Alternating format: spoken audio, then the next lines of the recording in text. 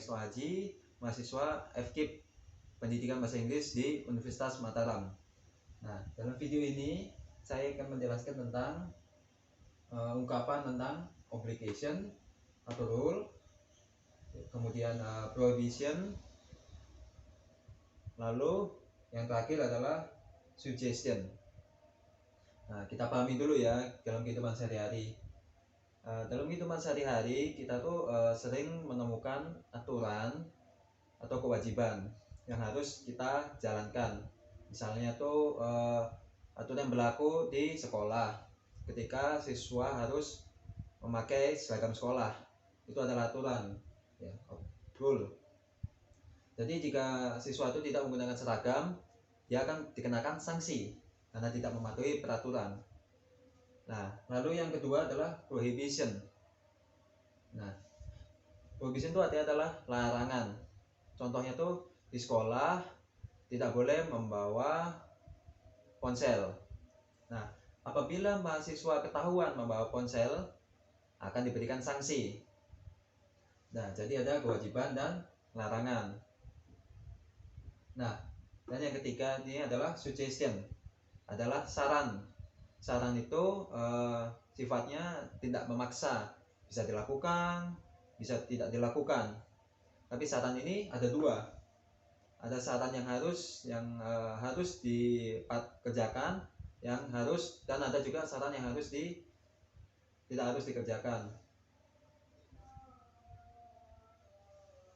Ya, kita lanjutkan. Pertama ini adalah tentang obligation atau rules.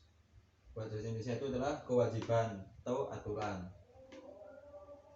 Nah, untuk mengungkapkan suatu kewajiban atau aturan, kita harus menggunakan kata must, yang artinya harus.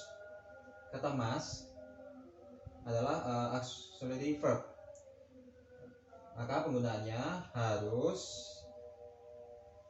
Ketika kita ingin menggunakan kalimat menggunakan must ini, harus diikuti dengan kata kerja pertama, ya. Nah, ini saya sediakan contoh kalimatnya di sini. We must wear mask in public places. Ini adalah sebuah aturan saat ini ya, di masa pandemi corona. Nah, kata must di sini diikuti dengan kata wear. Wear adalah kata kerja pertama. Ya.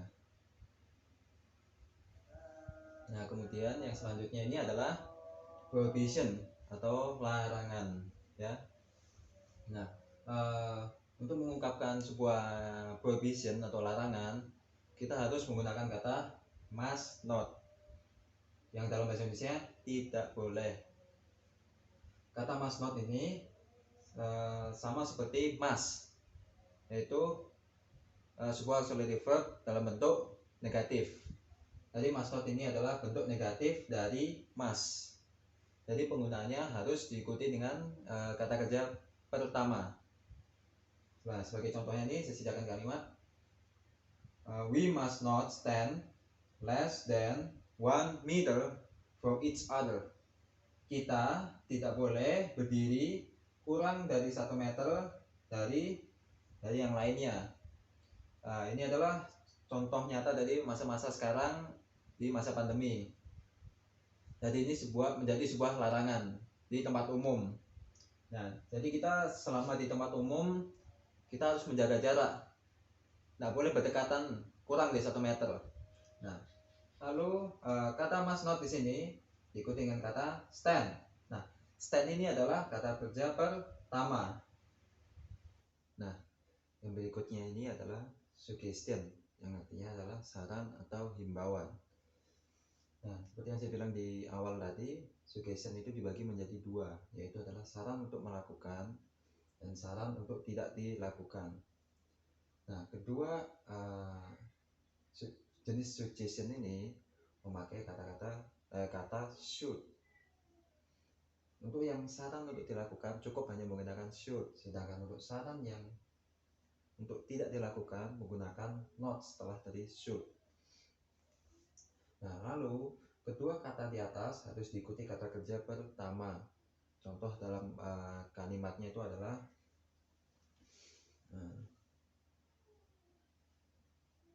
it is cold out there. You should wear a jacket. Nah, ini adalah contoh kalimat saran yang untuk dilakukan. Di sini adalah should, lalu diikuti dengan kata will. Will itu adalah kata kerja pertama. Nah, lalu untuk contoh kalimat untuk yang saran untuk dilakukan, it is raining outside. You should not go to your friend house. Nah, di sini ini adalah sebuah kalimat untuk saran untuk jangan dilakukan, makanya menggunakan should not. Nah, lalu setelah dari kata-kata should not ini diikuti dengan kata kerja pertama, yaitu go. Jadi go ini adalah kata kerja pertama. Jadi ingat ya, setiap kata should atau should not harus selalu diikuti dengan kata kerja pertama. Nah, itu adalah pengertian dari suggestion. Setelah kita mempelajari dari 3 bagian, yaitu adalah obligation, yang artinya adalah kewajiban. Lalu yang kedua itu adalah prohibition, yaitu adalah larangan. Dan yang terakhir adalah suggestion, yaitu adalah sebuah saran. Nah, setelah kita mempelajari semua yang saya jelaskan tadi di video ini, sekarang kita akan ke contoh soal. Nah, di sini saya telah sediakan 5 soal. Di sini kita akan mengerjakan 5 soal ini, dan di sini kita akan menentukan dari 5 kalimat ini apakah mereka ini termasuk maksud saya adalah tiap soal ini adalah termasuk obligation, prohibition, atau suggestion. Nah, cara mengetahuinya yaitu adalah dengan cara kita memperhatikan dengan seksama dari kalimat yang ada. Ya, contoh nomor 1, you should visit your grandparents. They miss you. Nah, di sini bagaimana cara kita mengetahui apakah itu dia termasuk obligation atau prohibition atau suggestion? Nah, di sini kita perhatikan kalimatnya di sini ya. Nah, jadi nomor 1 ini dia menggunakan should. Nah, seperti yang kita pelajari tadi, should itu adalah termasuk suggestion, saran. Jadi tidak ada paksaan. Kamu mau kunjungi nenekmu itu boleh, mau tidak kunjungi boleh. Nanti menggunakan should. Lalu seperti nomor 1, setelah should diikuti kata kerja pertama, yaitu adalah visit. Jadi jawaban untuk nomor 1 adalah suggestion. Nah, lalu nomor 2 di sini, we must study more. The exam is close. Nah, di sini kita lihat di sini we must. Must itu apa? Must itu adalah kewajiban, harus dilakukan, tidak bisa dibantah, tidak bisa dilanggar. Jadi ini adalah termasuk obligation. Ya, must ini adalah obligation, lalu diikuti dengan kata kerja pertama yaitu adalah study, belajar. Jadi jawaban untuk nomor 2 ini adalah obligation, kewajiban. Lalu nomor 3, You must not use mobile phone in class. Kamu tidak boleh menggunakan HP di dalam kelas. Nah, kita lihat di sini must not. Must not itu adalah larangan, ya kan? Must not.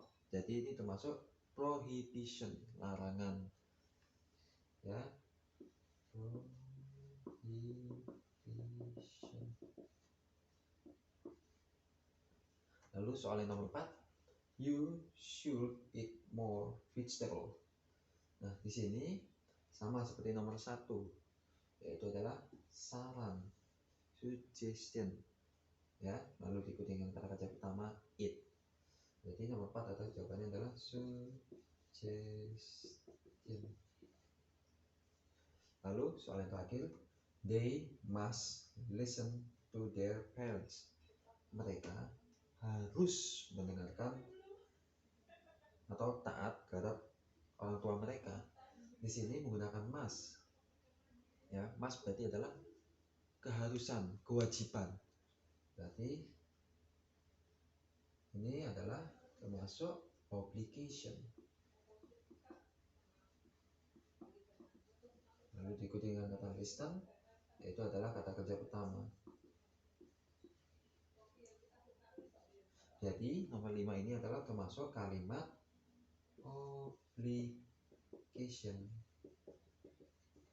Nah, itu adalah contoh-contoh soal untuk dari materi-materi yang saya jelaskan, yaitu dari obligation, yaitu adalah kewajiban atau keharusan, lalu prohibition, yaitu adalah larangan, dan yang terakhir adalah suggestion, yaitu saran. Ya, ada 2 saran tadi, saran untuk dilakukan dan saran untuk tidak dilakukan.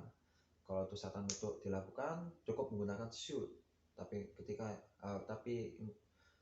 ketika itu adalah saran untuk tidak dilakukan, yaitu adalah menggunakan should not.